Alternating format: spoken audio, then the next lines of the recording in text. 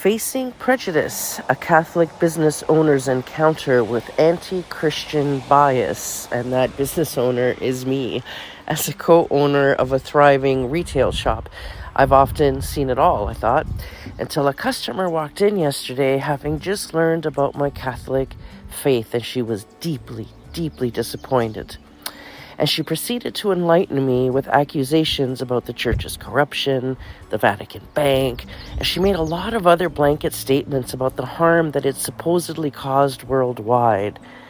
And what shocked me the most wasn't her misinformation, because I'm used to hearing that, but the audacity to express such prejudice so openly in the face of someone that belongs to that religion.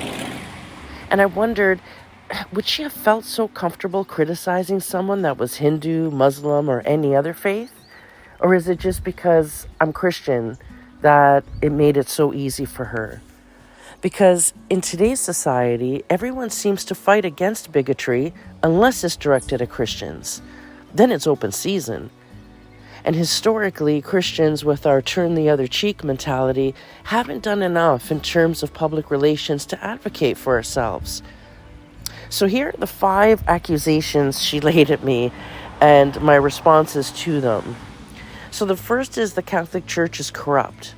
Well, there have been instances of corruption for sure. It's a 2,000-year-old institution. But the church continuously works towards transparency and reform. And moreover, the actions of a few don't represent the whole institution.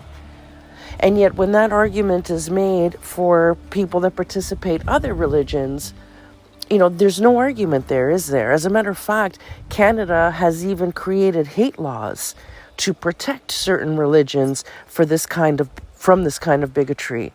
Unfortunately, though, Christianity is not one of the protected religions against hate speech in Canada. Another thing she said was the Vatican Bank is shady.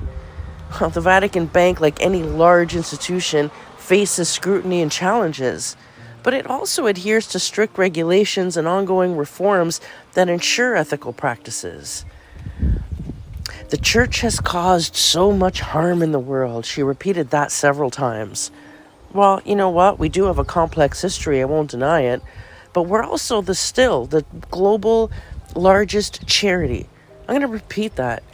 The Catholic Church is the largest global charity. It provides aid, education, and medical care to millions worldwide, regardless of their faith. Christianity promotes bigotry. True Christian teachings advocate for love, compassion, and forgiveness. Christians actively fight against bigotry and work towards inclusive communities. Right now I'm studying at St. Paul's University, and, equity, diversity, inclusion, those are the buzzwords that are in every single conversation that I have in school. So that we're definitely about that. And in terms of bigotry, how can that be when the Catholic Church is global? It's a universal church. So, for example, when it comes to me choosing a spouse, I can marry anybody from anywhere in the world as long as they're Catholic. There's no emphasis at all on culture, country, or anything beyond our Catholicism. So if that's not a recipe for the cure of racism, I don't know what is. And my favorite is religion is outdated and irrelevant. Really? Really? Because in my opinion, faith provides a sense of community, moral guidance, and hope. It provides hope to billions of people. Its relevance is demonstrated by its enduring presence and the positive impact it has on individuals and societies. I'm going to repeat myself here, but it bears repeating.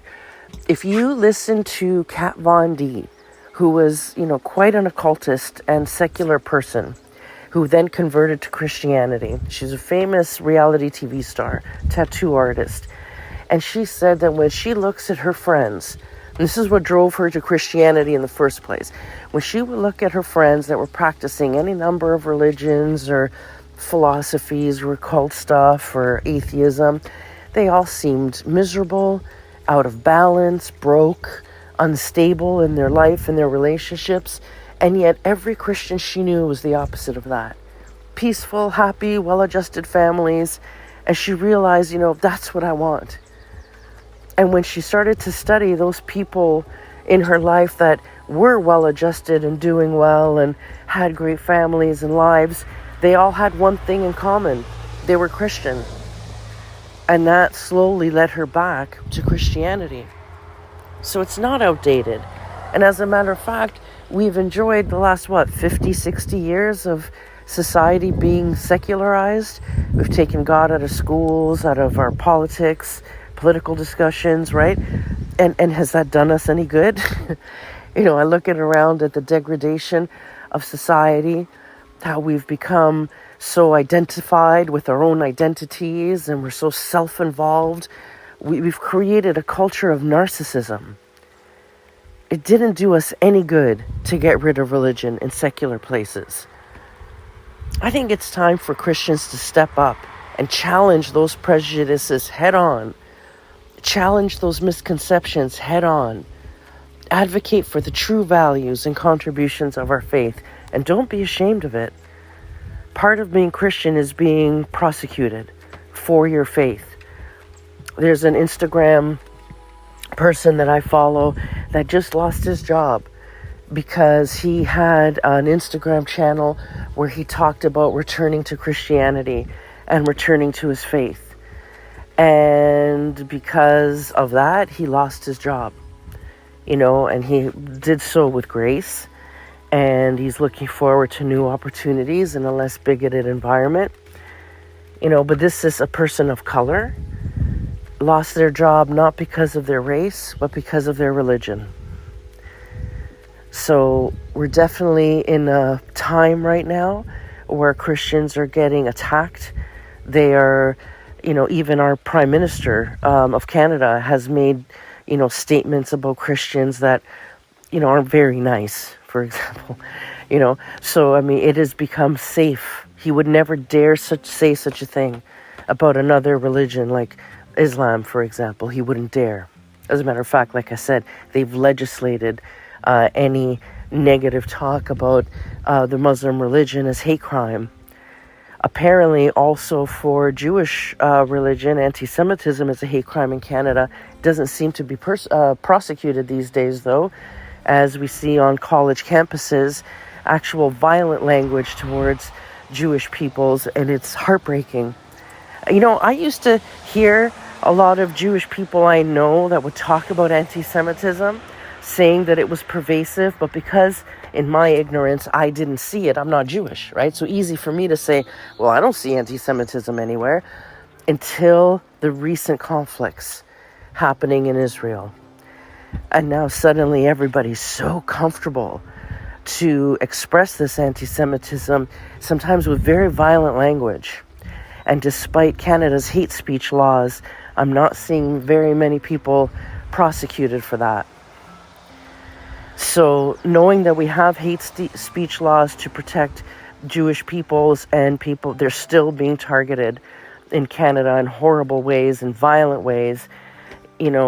Christians don't even have that legislation. So we really do not have the cover of protection against bigotry wherever we see it. And I think it's incumbent on us to stick up for ourselves.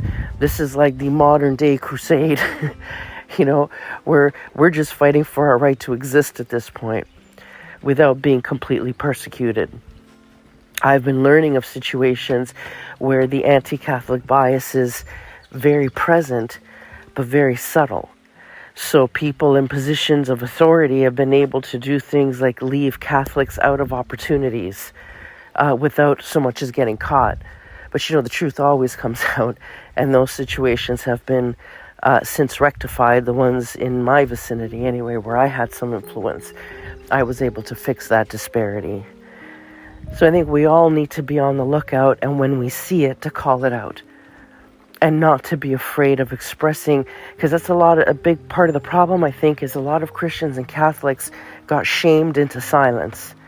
And then we got so used to burying our religion internally and not being very expressive about it, that made people feel comfortable to start speaking negatively about it and not getting pushback from Christians. That has to stop. And it's on us to defend our faith.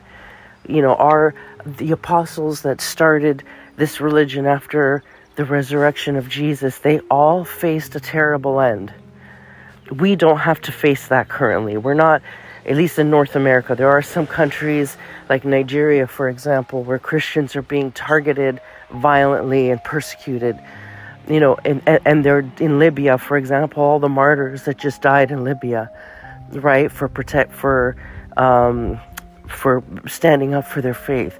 In North America, we're lucky so far that we're not really facing threats of violence, right? We're facing microaggressions.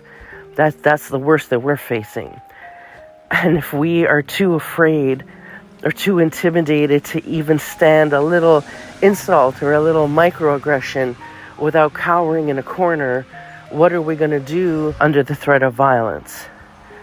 So start by cultivating resilience, by fighting against the little microaggressions that might hurt your feelings but are otherwise harmless. And maybe if we start defending ourselves on the small things, people won't push us when it comes to the big things, like abandoning our faith completely under the threat of violence. May God give you the strength and resilience to express your faith fearlessly and in love. Be blessed.